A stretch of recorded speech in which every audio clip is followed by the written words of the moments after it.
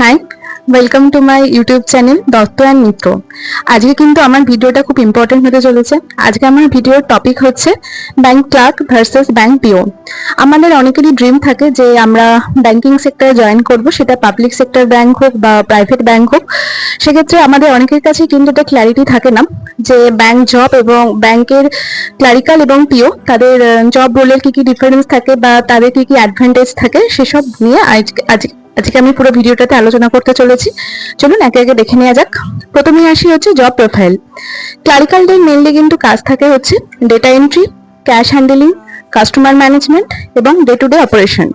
সেক্ষেত্রে পিওদের কাজ থাকে হচ্ছে বিভিন্ন রকম সুপারভিশন, লোন প্রসেসিং, বিভিন্ন রকম অ্যাকাউন্ট ম্যানেজমেন্ট এবং ব্রাঞ্চ ম্যানেজমেন্ট।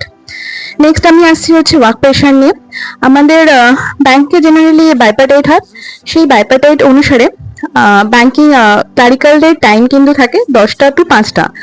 সেক্ষেত্রে 5টা অনেক সময় হয়ে ওঠে না, বিভিন্ন রকম কাজের জন্যই টাইমটা হয়তো একটু এক্সিট করে যায়। কিন্তু পিওদের ক্ষেত্রে কিন্তু এরকম কোনো নির্দিষ্ট টাইম নেই, তাদের ডে টু ডে কাজ কমপ্লিট করে বা ডে এন্ড প্রসেস কমপ্লিট করে তবেই তারা যেতে পারে।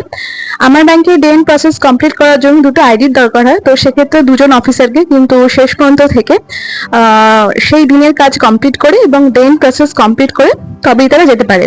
এবং এই রেসপন্সিবিলিটিটা জেনারেলি ব্যাংক ম্যানেজার এবং ডেপুটি এই দুজনের উপর থাকে।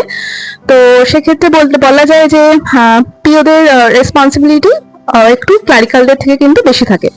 এবার আসছি হচ্ছে কেরিয়ার গ্রোথ নিয়ে। আপনি যদি ব্যাংকে ক্লারিক্যালে জয়েন করেন সেক্ষেত্রে এসবিআই ছাড়া বলছি, অন্য এসবিআই ছাড়া অন্য যে পাবলিক সেক্টর ব্যাংকগুলো আছে যেটা আপনি আইবিপিএস ক্লার্ক দিয়ে জয়েন করতে পারেন। সেক্ষেত্রে আপনি যদি ক্লারিক্যালে জয়েন করেন তো সেক্ষেত্রে ক্লারিক্যালে আপনি 3 বছর যদি কাজ করেন আপনি ব্যাংকের ইন্টারনাল প্রমোশনাল এক্সাম দিয়ে পিও হতে পারেন বা স্কেল 1 হতে পারেন। আর আপনি যদি ব্যাংক পিও হিসেবে জয়েন করেন তো আপনি অলরেডি স্কেল 1 হয়ে জয়েন করছেন। সেক্ষেত্রে আপনি স্কেল 1-এ 3 বছর কাজ করার পর স্কেল 2 হওয়ার জন্য এলিজিবল হয়ে যান।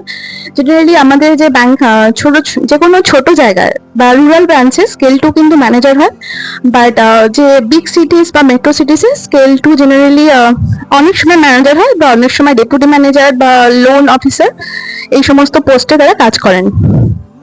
নেক্সট আসি হচ্ছে স্যালারি পার্কস বা বেনিফিটস নিয়ে। অবশ্যই ক্লারিক্যালদের থেকে পিও স্যালারি পার্কস বেনিফিটস অনেকটাই বেশি থাকে।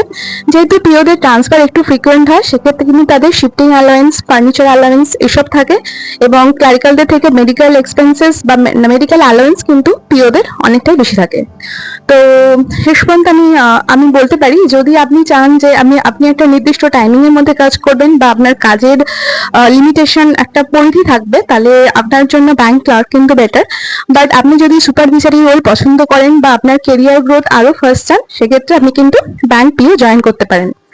চলুন আজকে এইটুকুই। যদি আমার ভিডিওটা ভালো লাগে তাহলে অবশ্যই লাইক, শেয়ার এবং কমেন্ট করে নেবেন এবং দত্তমিত্র চ্যানেলটা সাবস্ক্রাইব করতে ভুলবেন না আরো এরকম ব্যাংক রিলেটেড ভিডিও পাওয়ার জন্য। আপনাদের যদি কোনো রকম কোয়ারি থাকে আপনারা নিচে কমেন্ট করতে পারেন, আমি আমার মতো করে অবশ্যই রিপ্লাই দেবো। আজকে এই পর্যন্তই। চলুন tata, bye bye, good night. আবার দেখা হবে পরের কোনো ভিডিও নিয়ে। টাটা।